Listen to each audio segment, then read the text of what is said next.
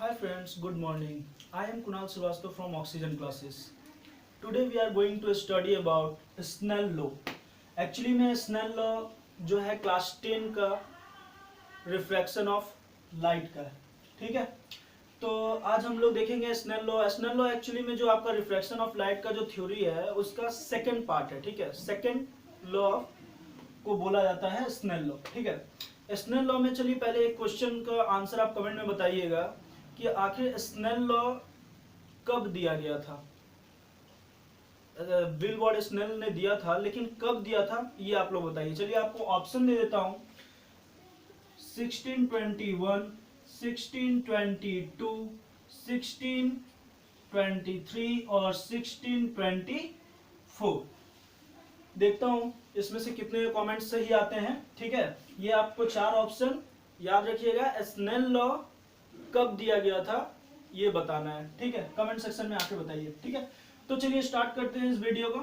तो सबसे पहले तो इस वीडियो में हम लोग पढ़ेंगे कि स्नेल लॉ किसने दिया था। तो उनका नाम था Willebrord Snell van Royen. Willebrord Snell van Royen. ये जो थे एक डच के थे, ये थे डच के थे, और डच के लोगों ने इन्हें, पहले इनका नाम जो था वो SNEL था, लेकिन डच वाले लोग का जो प्रोनाउंसिएशन होता है वो कुछ अलग हो जाता है, इसीलिए उनके नाम में जो है डबल एल लग गया था, ठीक है। तो हम लोग इनको जानते हैं कैसे, स्नेल लॉ के through, Willebrord Snell van Royen, ठीक है। इनका जो जन्म हुआ था वो 13 जून 1580 को हुआ था, और इनका जो डेथ हुआ था वो 30 अक्टूबर 1626 को हुआ था, ठीक है। यानी 13 जून 1580 बॉर्न और 13 अक्टूबर 1626 डेथ। ये जो थे डच के थे, वहां के एस्ट्रोनॉमर्स थे और मैथमेटिशियन थे। वहां के क्या थे, एस्ट्रोनॉमर्स थे और मैथमेटिशियन थे।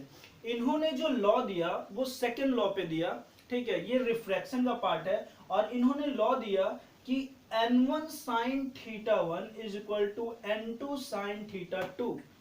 यानी कहने का मतलब है कि n1 जो है आपका refractive index of first medium, n2 refractive index of second medium, θ1 आपका angle of incident in first medium, and θ2 angle of refraction in second medium. तो आइए इसको हम लोग देखते हैं कि कैसे आखिर बनाना है, ठीक है। तो ये बहुत ही इजी है, ज्यादा कुछ हार्ड नहीं है। स्नेल सर ने बहुत ही इजी तरीके से इसको बताया था कि आखिर इसको कैसे स्नेल लॉ देखना है कि क्या होता है। स्नेल लॉ में यही होता है कि स्नेल सर ने ये कहा कि जब तक हम लोग मीडियम को चेंज ना कर दें तब तक इसका साइन आई जो होगा साइन आर के इक्वल होगा। साइन आई और साइन आर, साइन आई मतलब होता है angle of incident and sine R होता है एंगल ऑफ रिफ्रैक्शन। तो हम लोग साइन आई और साइन आर को देखेंगे कैसे होगा। तो देखिए, मान लीजिए सपोज दैट ये एक इंसिडेंट रे है और ये एयर है और ये वाटर है। यानी ये एयर है, यानी ये क्या है, रेयर मीडियम है। ये क्या है, रेयर मीडियम है। और ये वाटर है, यानी ये क्या है, डेंसर मीडियम है। तो देखिए, जब यहाँ पर इंसिडेंट रे आया और यहाँ पर ये आपका क्या है, नॉर्मल, तो हम लोग जानते हैं कि जब रेयर मीडियम में इंसिडेंट रे आता है और यहाँ से क्या होगा, ये टुवर्ड्स द नॉर्मल होगा। ये क्या होगा, टुवर्ड्स द नॉर्मल। तो ऐसे, तो एंगल ऑफ इंसिडेंस कुछ था और एंगल ऑफ रिफ्लेक्शन कुछ हो गया। मान लीजिए कि ये अब आपका एंगल ऑफ इंसिडेंस है, ये मान लीजिए कि I2 हो गया, ये I1 था, ये I2 हो गया। तो इसका एंगल ऑफ रिफ्लेक्शन क्या हो जाएगा, कुछ ऐसा होगा, R2। मान लीजिए कि अब यहां से ऐसे आया। अब देखिए धीरे धीरे क्या हो रहा है, ये आपका एंगल ऑफ इंसिडेंस बढ़ा रहा हूं, घटा रहा हूं, कुछ भी, इससे हमको कोई मतलब नहीं है। ये I3 है और ये यहां से क्या हो रहा है, ऐसे हो गया, यानी ये R3 हो गया। तो ये देखिए, ये जो हो ना, ये साइन आई ऑलवेज जो होगा साइन आर के इक्वल होगा, साइन आर के इक्वल होगा। यानी ये दोनों आपस में कांस्टेंट होगा। कब तक, जब तक कि इसका मीडियम चेंज नहीं हो जाता है, जब तक कि इसका मीडियम चेंज नहीं हो जाता है। इसी में हम लोग को एक चीज देखना है। देखिए कि एग्जांपल इसका मैं बता रहा हूं, ध्यान से देखिएगा। मान लीजिए कि ये आपका एंगल ऑफ इंसिडेंस है, मान लीजिए ये आपका एंगल ऑफ इंसिडेंस है और ये आपका नॉर्मल है और ये आपका मान लीजिए रिफ्रैक्टर है। तो ये आपका इंसिडेंस एंगल, ये रिफ्लेक्टेड एंगल। तो अब मान लीजिए कि एंगल ऑफ इंसिडेंट आपका 30 है, एंगल ऑफ इंसिडेंट आपका 30 है, यानी ये कितना हो गया, ये कितना हो सकता है, 15 हो सकता है, 12 हो सकता है, कुछ भी हो सकता है, बस इससे छोटा होगा, याद रखिएगा, इससे क्या होगा, छोटा होगा। अब मान लीजिए कि ये जो हम लोगों ने बनाया था, इसका मान लीजिए कि 45 है, तो ये जो बना ये क्या है, इससे छोटा होगा, इससे क्या होगा, छोटा होगा, मान लीजिए 30 हो गया। लेकिन ये तो चल रहा है कांस्टेंट ना, कि ऑलवेज इंसिडेंस एंगल क्या हो रहा है, बड़ा, और रिफ्लेक्टेड एंगल क्या हो रहा है, छोटा हो रहा है। तो सीधी सी बात है कि ये तब तक कांस्टेंट रहेगा जब तक कि इसका मीडियम हम लोग चेंज ना कर दें, जब तक कि इसका मीडियम हम लोग चेंज ना कर दें। तो ये जो था स्नेल सर ने दिया था, और इसी में स्नेल सर ने एक चीज और बताया था, वो चीज भी देख लेते हैं। स्नेल सर ने एक चीज और बताया था कि रिफ्रैक्टिव इंडेक्स जो होता है, रिफ्रैक्टिव इंडेक्स जो होता है, इसको हम लोग म्यू से डिनोट करते हैं या फिर छोटा एन से डिनोट करते हैं, म्यू से डिनोट करते हैं या छोटा एन से डिनोट करते हैं। और इसमें एक और चीज दिखा देता हूं कि मान लीजिए सपोज डेट कहीं आपको अगर दिखा कि N A G is equal to, अगर ऐसा कुछ लिखा हुआ है, तो यहां पर N sorry V G by V A होगा, यानी इसका मतलब हम लोग क्या लिख सकते हैं कि N G by N A, N G by N A is equal to V G by V A. यानी इसका मतलब क्या हुआ कि n का जो है, ये n जो होता है इसको हम लोग क्या बोलते हैं, रिफ्रैक्टिव इंडेक्स, इसको क्या बोलते हैं, रिफ्रैक्टिव इंडेक्स। और इसमें ये जो g आपको दिख रहा है ना, ये है ग्लास का रिफ्रैक्टिव इंडेक्स, लेकिन किसके रिस्पेक्ट में, ए के रिस्पेक्ट में, यानी एयर के रिस्पेक्ट में। तो अब मान लीजिए कि ये जो v लिखा हुआ है, ये वेलोसिटी इन ग्लास लिखा हुआ है, यानी जो आपका सूर्य का रोशनी आएगा, यानी जो आपका रे आएगा, वो वेलोसिटी इन ग्लास कितना होता है, मान लीजिए कितना होता है, 2 into 10 to the power 2 into 10 to the power 8 metre per second होता है।